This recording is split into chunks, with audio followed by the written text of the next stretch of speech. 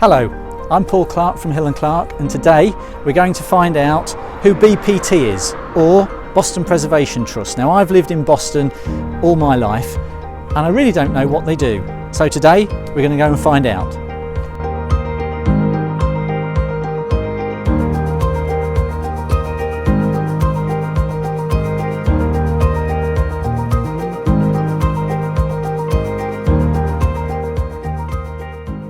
Hello, we're here today at Fidle House. I'm pleased to be with Martin Fairman, Dudley Bryant of Boston Preservation Trust. Now, these two gentlemen are fine gentlemen of the community which will be telling us all about Boston Preservation Trust. Dudley I've known for many years. In fact, when I was very much a junior estate agent, Dudley worked for, we were competitors, Dudley, and I can remember sitting in your office one evening and our negotiations, I think, on a rent review of one description or another had gone past office closing time. As the phone was ringing, you said to me, word of advice, never answer the phone when the office is closed. It's either trouble or the wife. And I have to say, that's very true. It stood me in good stead. It was good advice. It was good advice, absolutely. So, here we are today at the beautiful Grade 1 listed Fidle House. I've been in Boston all my life, but I know such a little about Boston Preservation Trust. So please, gentlemen, Martin, you're the chairman. Tell us, please, about Boston Preservation Trust. I will do my best. It is a charity. We are all volunteers. Everybody is unpaid, with the exception of our one employee. We'll come back to that later. And its main purpose, Boston Preservation Trust, its main purpose is to look after Fidle House. But it does actually have a wider remit in its formal objects, which include heritage buildings of any kind in Boston, and we have a number of other properties that we look after as well in the immediate vicinity, that we like to call the Cultural Quarter, because it's so close to St Mary's, Guildhall right next door, and Blackfriars, which is just adjacent. And we can communicate through the back garden. Right. Now, we've been around as a trust a lot longer than I've been around. The trust was formed in 1935 by some very public-spirited and far-sighted people, unselfish people, mainly Canon Cook and somebody called John Holman Sutcliffe, who was a lawyer. And the reason it was formed was because they could see that there was a risk to this house, that it would be demolished to make an access road for the Rowley Road estate. Right. That was the plan. And the plan had actually got off the starting blocks and was quite a long way down the street before it was stopped. And the way it was stopped was Boston Preservation Trust was formed, they raised money, they bought Fidle House, and they saved the property for its future. In those days, there was much less concern about beautiful old houses like this. I think there was a mind to just clear it. It was just trouble. It was in the way.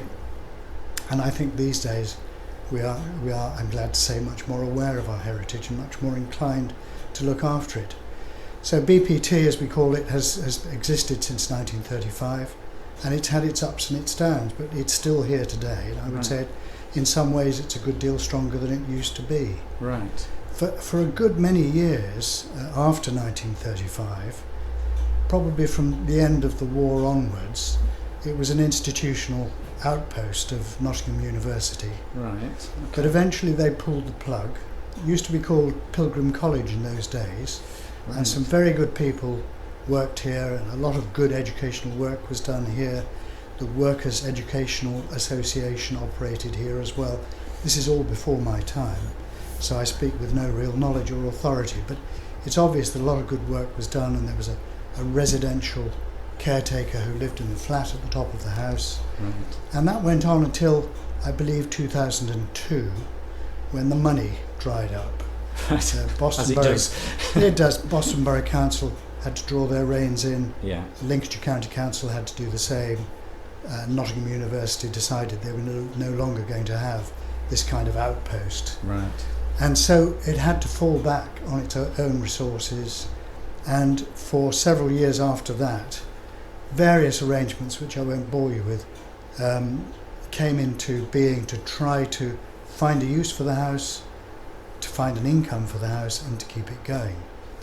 eventually, the last of those, which was an organisation called Fidel House Centre Limited, again mainly volunteers, good people, local people, that eventually ran into the sand through a slight mismatch between income and expenditure, and it gave up in 2016. So from 2016, BPT, who has always owned the property, suddenly just found themselves having to manage the property, which is a different kettle of fish, and find a use for it, which was going to provide an income and make sure that people could unlock the building and lock the building and look after the building, all the things that are necessary when you're managing a building. We've had a good go, have we not, Dudley, since 2016 in modernising the trust, appointing an operations manager, sorting out the finances in a way that we can put them down on paper and explain them a bit better to other people. And the latest exciting development, and I think it's the next big stage for BPT, is to apply for a substantial grant from the Heritage Fund. Now, they've helped us already. They've given us £10,000 to do the basic work as a preparation for a big bid. And we said thank you very much, and then we started to look more closely at what was required. And it's not easy. There is a great deal of work, a number of This is a big building, isn't it? It's a big building, and quite correctly, the Heritage Fund are fussy about how their money is spent. And they want to be sure that they're not just throwing good money after bad, that there's a reasonable prospect that this is a bunch of people that are likely to continue to carry it forward, that have an organisational capacity that can deal with it, that can basically manage the outfit. Okay. So Fidel House then, what sort of period does it date from? 1702, which is actually technically Queen Anne. Yes. That was disputed for a long time. There was a mystery about the actual date of construction of Fidel House, but some good work was done by somebody called James Garner, who wrote a good little book about Fidel House and about the Fidels. And I think it's now fairly clear that it was built in 1702 for a family called Jackson, who were one of the, say, half a dozen substantial merchant, wealthy people in Boston. And in those days, those people ruled the town. They were the local politicians, they were the members of Parliament off and on, they were the mayors off and on, they had the wealth. They were the local aristocracy, weren't they? They were, but the word aristocracy is interesting because the aristocracy had departed by then. The Berties and those people connected with the Ancaster family had departed from Boston, and whereas other towns could claim to be ruled by the aristocracy, we didn't have an aristocracy. We had a wealthy merchant class.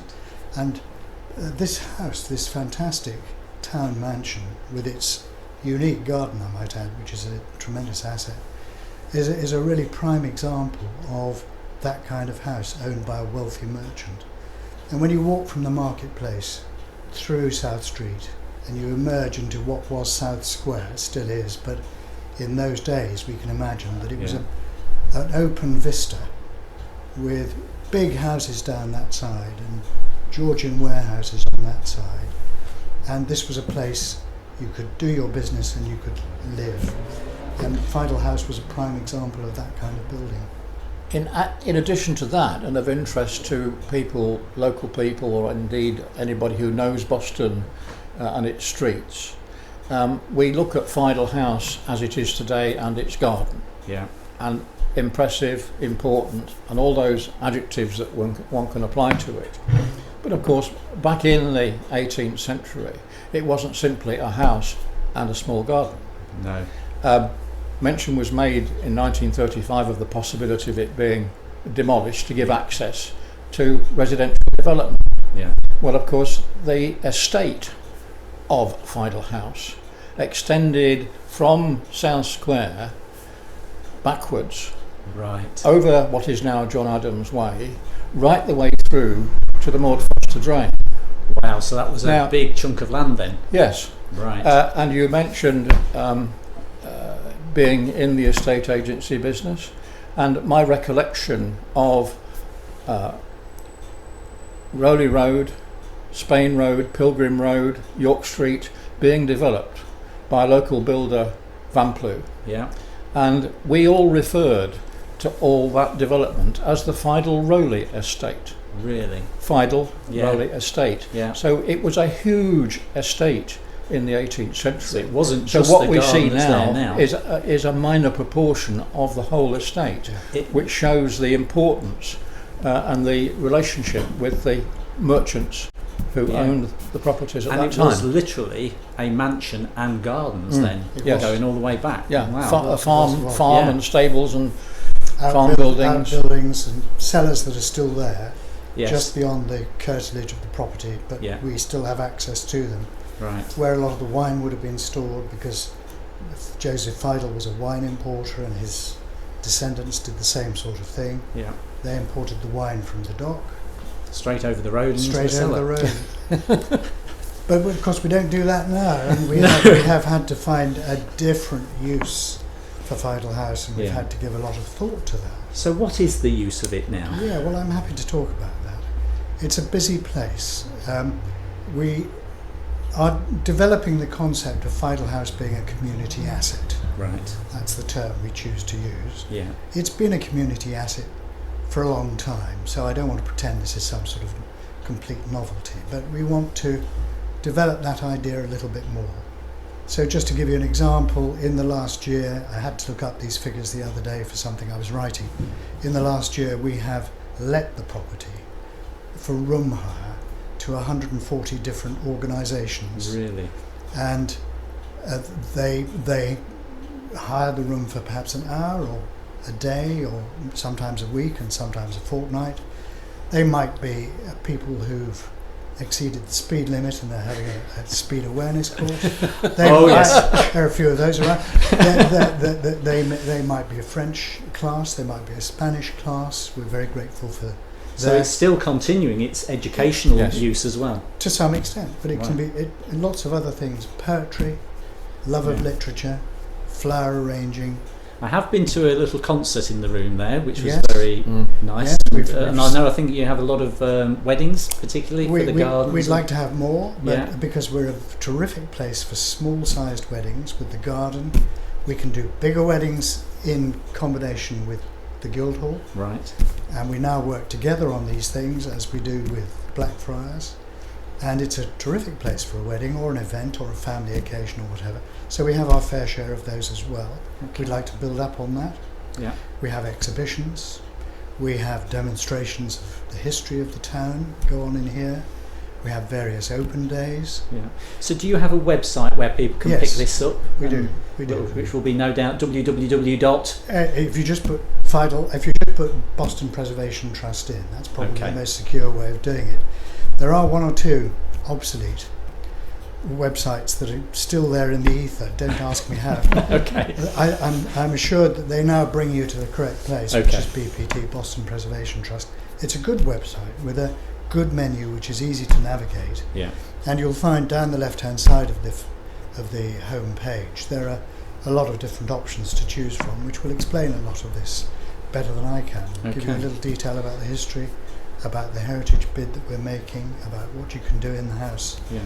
And of course anybody who's curious can just turn up, Yeah. and if somebody is here and available, they will show you around the house and Okay. explain the history of the house as best they can. I again, many years ago, longer than I care to admit, I actually came round with the survey because we had to do a building reinsurance valuation. Well, how do you put a reinsurance valuation or Yes. something like this? It was interesting, shall I say?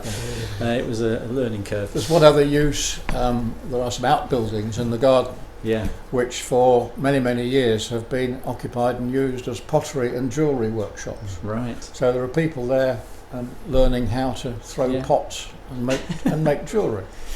It's great. Something I must get in, just in case I forget to mention it, is that we have in the last few years had various experts from away Yeah. who've come to Fidel House for various things. And I think I can say with complete sincerity that when they come in and look around, they are absolutely staggered by the unique nature of this building. It is not just a precious treasure for Boston, it's pretty well unique for the United Kingdom in the degree to which it has not been messed about. Yeah. The interior is virtually intact. There are little areas where you can spot a touch of the 70s and the 60s. There are a few gas fires that need to come out. There's a bit of inappropriate lighting here and there, but the panelling is intact, the doors, the detail, the finger panels, the handles, the fire surrounds, the delft tiles, the carving above the fireplaces in several of the rooms, the papier-mâché rococo design in the stairwell, the balusters up the stairs themselves. I could go on. The detail is amazing. I've had to learn about it. I'm an amateur, of course, but I've learned a bit about it, and you develop a bit of enthusiasm as a result of the obvious level of interest from people who know about these things, who come from other areas where you would expect poor old Boston to be perhaps a poor cousin, but that is not the case. And it is a Grade 1 listed. It is a Grade 1 listed, and there aren't that many of those in Lincolnshire, never mind. We sit next to another Grade 1 listed building. Of course. So I think Martin very, very admirably describes what I call the wow factor. Yes. You know, you see the building from, as you walk into it, you see the front facade, you think, wow, that's nice. But then as soon as you walk in the door, you go, wow. Yeah, it's got that country house. Because it's got that originality about it. Absolutely. Now, you mentioned obviously earlier on as well that obviously you own other properties surrounding. And is that something which, because obviously we've spoken about Fidle House, but obviously what about these other properties? Is that... In the early days, when property was cheap, during the World War II, a property was bought up by Boston Preservation Trust. Right. Was it Craythorne Lane? What was the name of the lane on the other side of Fidle House? Anyway, it's gone now. Yes. But they bought a whole chain of terraced Georgian slums, really, for next to nothing. And they bought some better property houses in Spain Lane on that side, and Spain Court. And there was a little bit of buying and selling of property, but our days for buying property, I would say, are well in the past. It's not really what we're about now. We still have 15 properties apart from Fidle House that we look after. They're all Grade 2 listed properties. Okay. So they're a responsibility. So Boston Preservation Trust definitely is the historic building. Well, I think we could claim to be the champions of Boston's heritage. I don't know whether we're the biggest owners of Georgian property, because I know one or two people who shall not be named who probably have considerably larger portfolios of property, but we look after the property, the Grade 2 listed property. We have tenants who live in it. We have to look after the property to the proper standard. And of course we get an income from that. Okay. I would say that the income that we get from the properties is almost all taken up by the maintenance costs of those properties, but there's a little bit that comes in this direction. Okay. So literally the properties you've got is keeping Fidle House in yes, over that period of years, in my recollection, because in my early days, professional days in Boston, on a Saturday morning, one of my jobs was to go and collect the rents from the houses and knock on every door. He was only 16 and he's still doing it now. Yes. But my recollection is we owned Fidle House, not the Guildhall. But then the office next door, Cheers retail shop, was part of the estate. And then round the corner into Spain Lane, the 4 three-storey houses. Blackfriars Theatre was part of the Preservation Trust estate. And then the Spain Court houses as well. But at various times, the Cheers bought their premises from the Trust, and Blackfriars bought the theatre from the Trust. So the estate started simply with Fidle House. It then expanded to have everything in the block with the exception of Guildhall. And then 1 or 2 have been sold off. So the, what did you call it, quarter? The Cultural Quarter. Obviously is very much with Blackfriars and obviously the Guildhall. The Guildhall, Blackfriars, Shodfriars. Yes. Coming on stream as well. Yes. Excellent. So Boston Preservation Trust, BPT, is very much the saviours of the Cultural Quarter, the older type properties, keeping them for future generations to appreciate some of the workmanship that there is here. we want to see that those properties still available for future generations. Although it's surprising how little the local people know about it. I'm sat here. People learn all the time, of course, and we understand that. Everyone's got busy lives to lead. But it's here for people to enjoy. When they come in, people from Boston, they're usually pleasantly surprised by what it is, what it does, what's available. People who can come here for interest groups like to come back, by and large. They get a good welcome, by and large. We try to make them welcome. They love the beauty of the house. They like the ambience of the house. The garden is incomparable. To have a room in the house at the back, for example, looking out over that garden, it's no wonder that we have tenants who are very pleased to be here, and they run little businesses from here. We have 2 of those. Excellent. And they're very welcome. Now, this room we're sat in, this is known as the American room, if That's I'm right, not mistaken. Yes. Yeah. Because you had a very famous person open this, if that's right. We did. I mean, the connection with America is well known in Boston, and just to draw out the more recent reason that this was called the American room, there was once upon a time an appeal for Boston Stump to have a new roof. Right. I think the year was 1927. Within about 3 years the money had been raised, largely from Boston, Massachusetts. Right.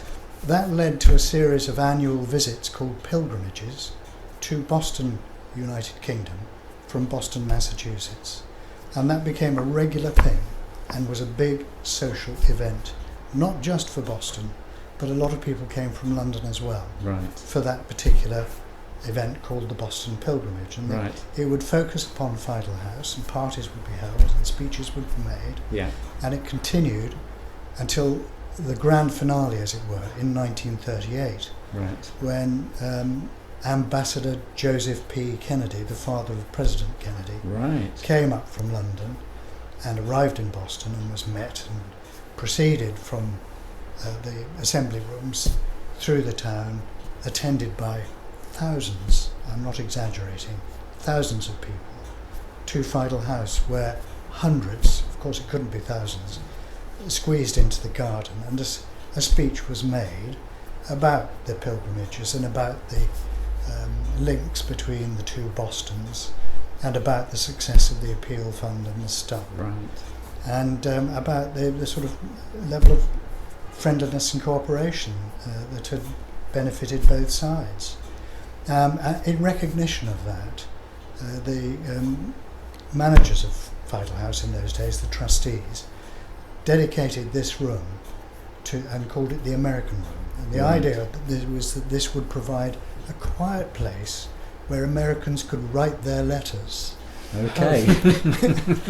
We haven't seen an awful lot of Americans writing their letters, but come here and quietly text. Well, I'm sure they do that. You may or may not be surprised to know that we do have a regular trickle of Americans. A lot of Americans who come here and say, "What the hell is this all about?" Okay. And they don't know, of course, and we tell them, and they like it very much Excellent. indeed. And in this particular year, which is the quatercentenary of the Mayflower expedition, they come to Boston thinking this is where the Mayflower set sail from. Right. Now, we don't claim that the Mayflower set No. sail from here, but we do make some very strong and tangible claims for the movement that led to that migration of religious people. Yes. What shall I call them? They were the Puritans at They the time, were weren't partly those as well, who set out for the New World. Yeah. And as we all know, a group of them were grassed up as they were making their exit. And put in jail in the Guildhall next door. And jailed in the Guildhall.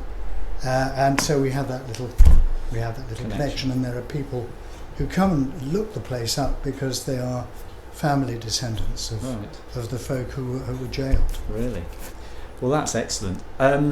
Is there anything else in terms of that I would be missing if I left here today without you telling me about Boston Preservation Trust? You've got to know that we've got ideas for the future. Excellent. Which is where the Heritage Fund comes in. We're grateful to the Heritage Fund, and we're grateful to the people who buy lottery tickets. So buy more tickets. You've heard that here. Because that money really does benefit places like this. Yeah.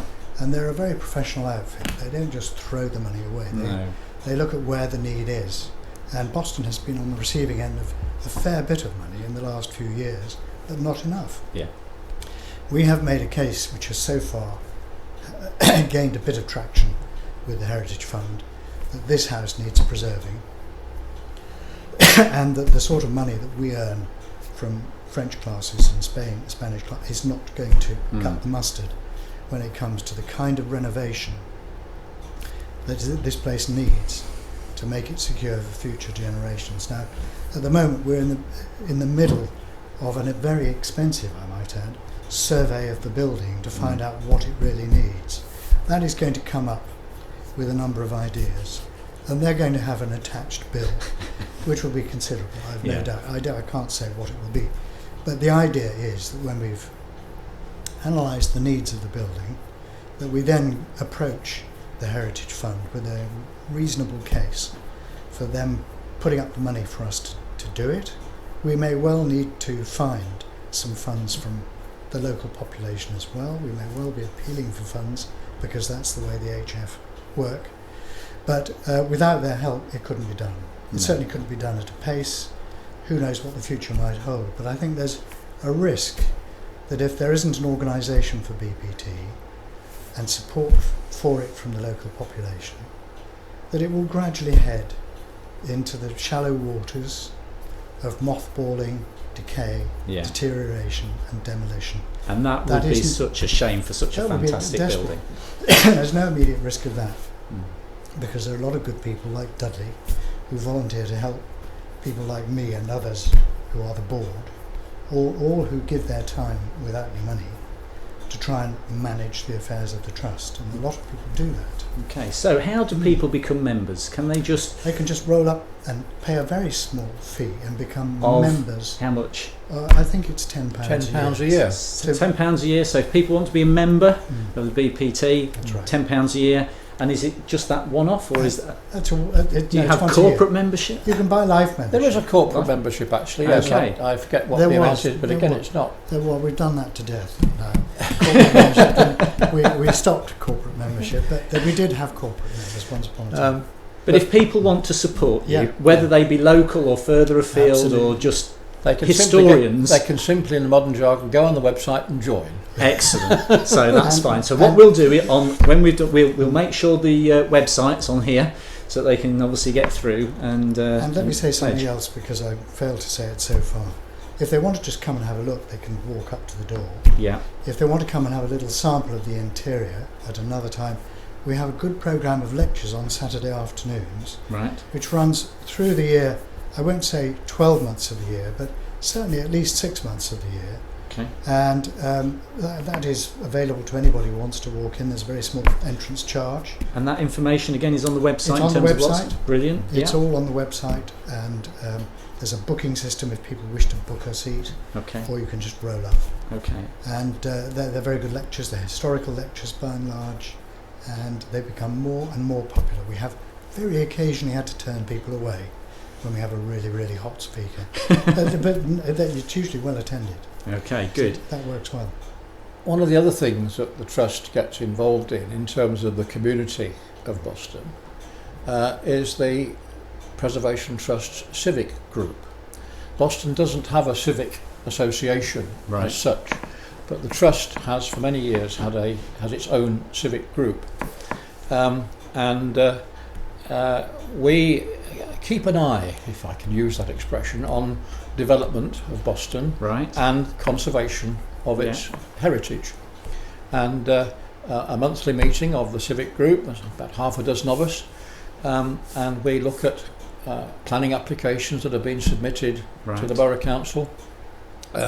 We look at those very closely, particularly with regard to old buildings, and try to make sure by making representations to the planning committee that the heritage in terms of its visual heritage and the maintenance of these buildings is actually sustainable, and particularly when new shop fronts are put in, Yeah. we try our best to try and make sure that a new shop front looks like an old shop front. Yes, like a traditional Indeed, Boston shop yes, front should. yes. Yeah. So that is another part of Boston's activities that the Yeah. Trust gets directly Have involved I in. seen that you do civic awards for that? That is connected to it, indeed. Right. I was just, yes. What we call the Pride of Boston. Yes. And only in early February we had the annual awards ceremony Yeah. here in Fidle House. And what we do during the year, we identify people and places. It's not simply buildings, but I am proud of Boston. I hope that we're all proud of Boston and to promote Boston. And so the people and the places are important to its future and its sustainability. So we watch out, we keep an eye on buildings, and where somebody has refurbished the shop or the building, the office, whatever it is, and they've done a good job, we like to recognise that. Yeah. And on a monthly basis we award what we call certificates of excellence. So we might identify 3 or 4 properties or people who have done something amazing, Yeah. and we will give them a certificate during the year. At the end of the year we will review all those people who have received certificates during the year to determine the annual winners. It's a Right. sort of Yeah. awards ceremony like all other Award ceremonies. organisations do, but it does bring to the forefront and recognise people who have made a significant contribution to the fabric and the community of Boston. So we think it's quite important, and the reaction we've had in the last few years has been good, and I think certainly the press coverage that we've attained this year was quite amazing, and Yeah. had my leg pulled in for many a day. The other thing which we used to do and haven't done recently, because we've been concentrating on good things to try and lift the reputation Yeah. of Boston, because there are places where the reputation of Boston perhaps hasn't been represented as we would like it to be. Yeah. So we've been concentrating on the good things. But one of our considerations that we have parked for a few years but may bring back is the messes of Boston. In other words, identifying a property or an area. I can Which- remember some of those pictures in the paper. Yeah, Yes, yes. that worked quite well. For some reason, it fell into disrepair. People probably didn't like seeing their own messes. That's right. We had one particular one that Took exception. caused us some concern. Well, there's one thing I must say before we stop, if we're going to stop, and that is that I've mentioned the trustees, and we've talked about the membership. Those are both extremely important aspects of the people who are involved with Fidle House, but of almost greater importance are the volunteers. We have a small band of volunteers who help us, and we are very keen to attract new volunteers. Okay. I would encourage new volunteers to get in touch with us. They need not imagine that they're going to be screwed to the floorboards and here for 48 hours a week. They're not. They can come for as little or as much as they wish. And we have a variety of really interesting roles for volunteers. Some people are keen on catering and they make cups of tea. Some people are keen on gardening and they help with the weeding and the roses. Some people are keen on the office and they sit there and answer the phone. Right. Some people are keen on being guided tour people, and they do it very well, and they learn about the history of the building.